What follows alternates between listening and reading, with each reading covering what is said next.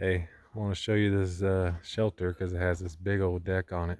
Never seen one like this. Look at that sucker. There's a little shelter. They built this big old deck 2017 or 14 or something. Can't remember. Get around here.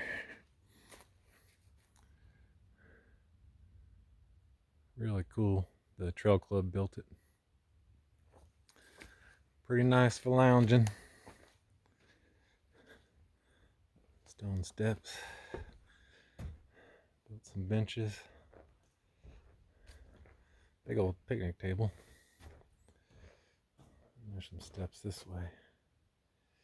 This is Doc's Knob shelter.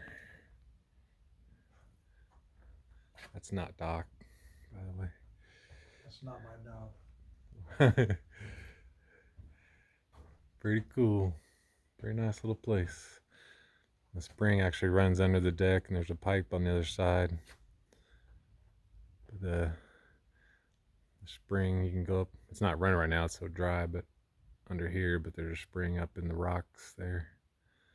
You can dip your bottle in, get some water.